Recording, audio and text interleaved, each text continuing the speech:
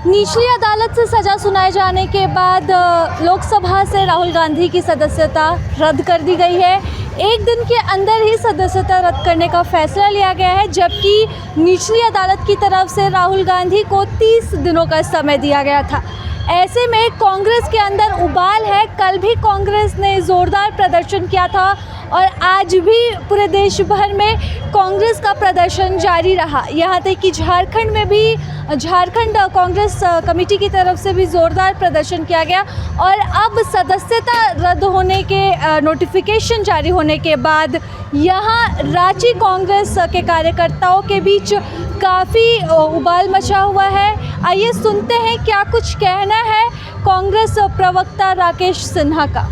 देखिए, सूरत की निचली अदालत ने 2 साल की सज़ा के साथ 30 दिनों की अपीलीय व्यवस्था भी की थी, लेकिन जिस प्रकार आनन फानन में 24 घंटे के अंदर राहुल जी की सदस्यता को लोकसभा सचिवालय ने ख़त्म करने का नोटिफिकेशन जारी कर दिया, इससे यह साफ प्रतीत हो गया कि एक राहुल गांधी से पूरी केंद्र की सरकार डर गई, सहम गई, इसलिए कि राहुल जी लगातार देश के युवाओं की आवाज़, देश की महिलाओं की आवाज़, देश के किसानों की आवाज़, देश के निम्न वर्गीय मध्यम वर्गीय परिवार की आवाज़ संसद से लेकर सड़क तक उठाते रहे हैं। और यही कारण है कि उस आवाज़ से पूरी केंद्र की तानाशाह सरकार विचलित हो गई, तो उस आवाज़ को दबाने का यह प्रयास किया गया।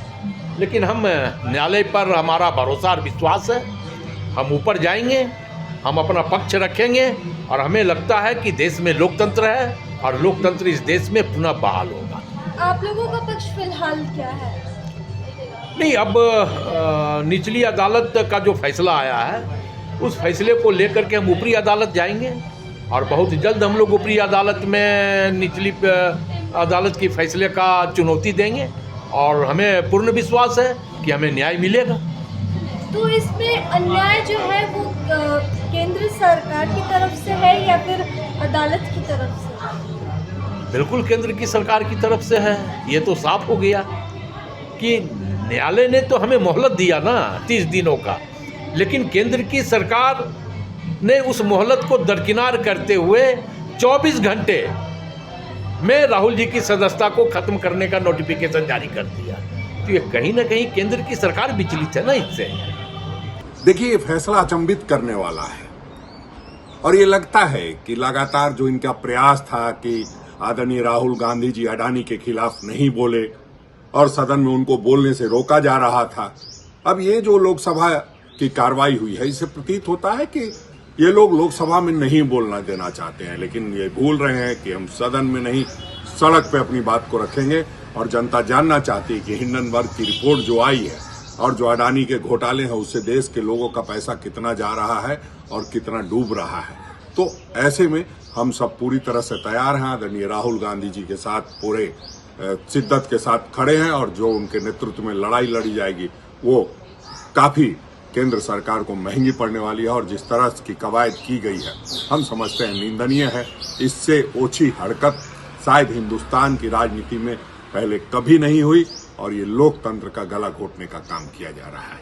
ये विद्वेष की राजनीति की पराकाष्ठा है। इस तरह से लोकतंत्र में आप जनता की आवाज़ उठाने वालों को दबा नहीं सकते। जो प्रयास लगातार, चाहे वो हिंडनबर्ग के रिपोर्ट के आने के बाद राहुल जी के द्वारा जो सवाल उठाए जा रहे थे, जिस प्रकार से देश के विश्वसनीय संस्थानों में गरीब जनता के पैसे को अपने मित्रों को लाभ पहुंचाने के लिए जो कृत्य किया गया था और देश के लोगों को अमृतकाल बता करके मित्रकाल का जो संचालन हो रहा था, उस सच्चाई को देश की जनता के सामने रखने का काम किया।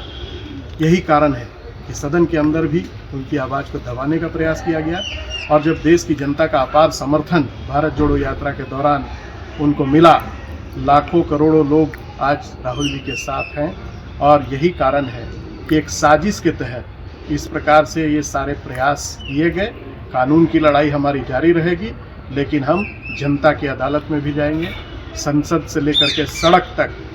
इस प्रकार से जो लोकतंत्र की हत्या की गई है और आज का दिन लोकतंत्र के काले अध्याय के रूप में याद किया जाएगा, जिसे हम जनता के समक्ष भी रखने का काम करेंगे। प्रभातखबर.com विश्वास वही, रफ्तार नहीं।